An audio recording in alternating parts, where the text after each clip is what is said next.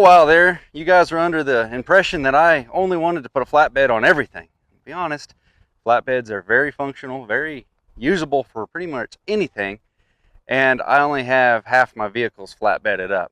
But today we're going to compare a regular pickup bed to the flatbed.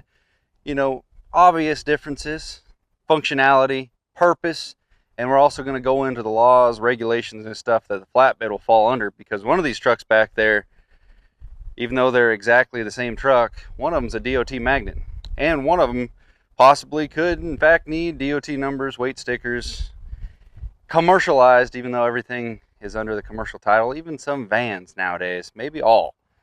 We're going to go into those differences real quick. I've been wanting to do this video for a while now, so let's go into it, talk about these two differences. Now this one's going to be kind of directed at the guys that work for a living and their truck is their office. So reasons why I think flatbeds are just so much better for the working kind of class is because they're tough, durable, they got all kinds of room for storage back here, and it's easy to tie stuff down and you don't have to worry about ripping a D-ring out. It's pretty solid compared to a chintzy factory box. But this is where the law kind of goes into play and frustrates the guy, because if your vehicle's rated for more than 10,000 pounds and you put a flatbed on it, it then becomes pretty much mandatory, no matter if your girlfriend's driving it and she works at the library and she's not making any money at all with it, it's a complete daily driver. You put a flatbed on it, you're supposed to have the numbers on the door. So what a lot of guys will do, and I'm going to go right into the key points of this video, is they'll get a single wheel 3500 truck. Even the modern ones, they rate those things just shy of that 10,000 pound number, so they don't have to go get those numbers. And nothing wrong with that. But I'll tell you what, electricers, contractors, you know, plumbers, all them boys, you start loading up all the tools and everything that are in the truck on a regular basis, plus supplies, that 10,000 number is really easy to exceed right off the bat.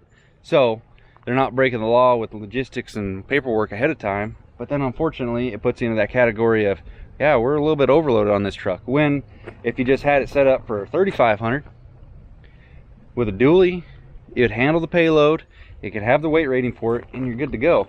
So like I said a second ago, the reason why I don't really run these trucks towing wise, it's just because they don't have a lot of room for grow. And that's the same thing with modern single wheel trucks. It just, you run out of space and payload really quickly.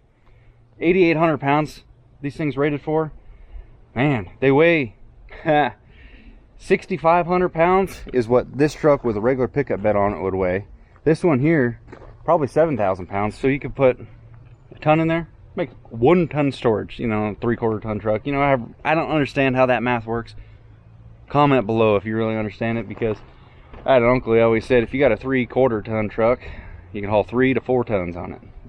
You see it right there. I'll put it on the screen so it makes sense for you guys. But personally, I'd go with what I've been doing. This thing's my little fuel mule. Go to work with this thing. These trucks, compared to new standards, they're almost like a little Toyota pickup, because they're super maneuverable, they're not very tall, they're not super long. It's got the extended cab, which has pretty much got room for a hard hat in the back seat, and they're easy on the fuel. So I keep the regular pickup bed on it, so you're not a DOT magnet kind of a deal. But I'll tell you the truth, I got this set up, it's got the B&W gooseneck ball in it, so I can tow the bigger empty trailers. I wouldn't care to put much more than wheel tractor on one of the bigger goosenecks, because even if you got these things turned up, it just doesn't have the stability in the rear end, basically with the single tires. Did dually swap my other 3,500 single wheel truck, and it helped the stability a lot, but it's not quite the same as the modern age stuff. But I'll tell you, your visibility, and now this isn't complaining, this is just pure facts, your visibility is not that great sticking, you know, looking at trying to back up a trailer, you're looking over the back. If you're in a weird situation on job sites, and if you guys do this on a regular basis, you know what I'm talking about. And I've preached it before, when you're backing up a trailer, I don't care if you're putting your head out the window or if you're running strictly off the mirrors. Whatever you got to do to be able to see where you're backing up, do it. Because it's easier to set your ego of pride aside and saying, oh, I only need the mirrors to back up. Cool, boatman.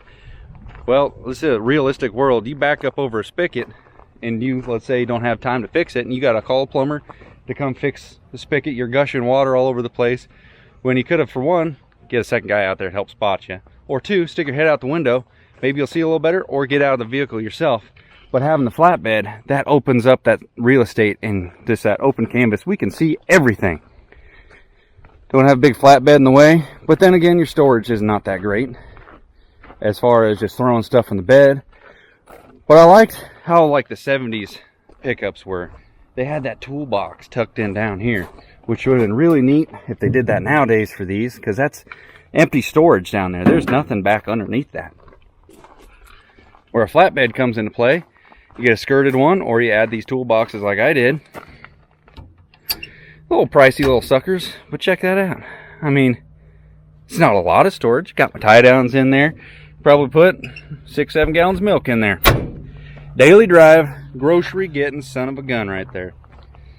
At the end of the day, both of them are the same exact truck, but this one falls under a little bit more commercial cop can chase you down kind of a deal, and that's unfortunate. But then at the start of everything, it just doesn't have the rating to fall underneath, you know, their agenda.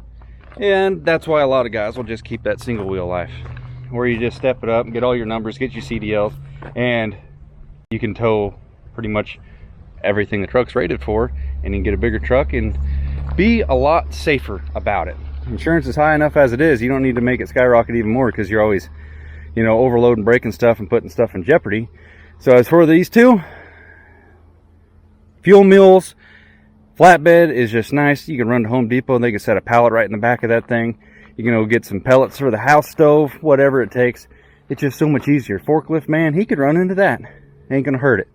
He runs into this, he's writing over a check from Tractor Supply or whatever it is to make up for those damages, because it ain't tough.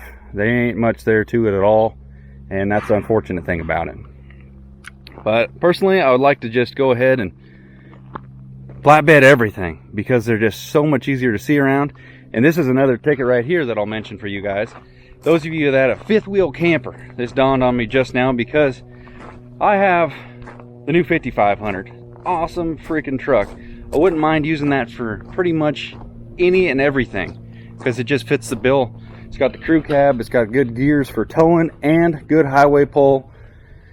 All the real estate right here that you could want. I'm going to do a video next comparing this flatbed to my old 5500 and just truck in general, the storage space, and just functionality of this, because it can do so much. But here, you have the rig that you can go buy the scales. It don't really matter. It doesn't have flatbed on it, so it's not a DOT magnet. And that's where something like this is a good daily. Put a fuel tank in the back. That's another DOT kind of a, hey, what you doing? But this truck, towing the big camper, you only got about 4 or 5 inches between the camper and the bed rail. Now, I know it's not the look, but trust me, after the first trip towing that thing 700 plus miles, and honestly, after buying it, the first U-turn, I had to go through a parking lot and almost taking out the bed rails on a nice truck. I thought, damn, a flatbed would be really nice for towing this big old camper, but couldn't justify taking the work truck on a personal mission, because I got a personal truck to take on the personal missions.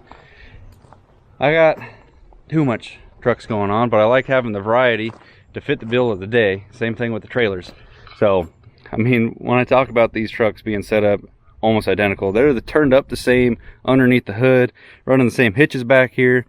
Got the gooseneck ball on both of them, and it's just there in case I need it, pretty much. Fuel mules at the end of the day, and same thing will go. I'll show you my 3500 dually swap truck. It's rated right underneath all that stuff. But I wanted to talk to you guys about the dually swap flatbed idea. It just, you're still going to be sitting in that same ballpark of not quite there to do much with, and you put a flatbed on it, just stands out. But it's so much more functional, so much more. If it wasn't for the rules, regulations, and DOT kind of stuff, I think I would flatbed everything, even Taylor's mom-mobile. No, I'm just kidding. Couldn't do that. Chop top it.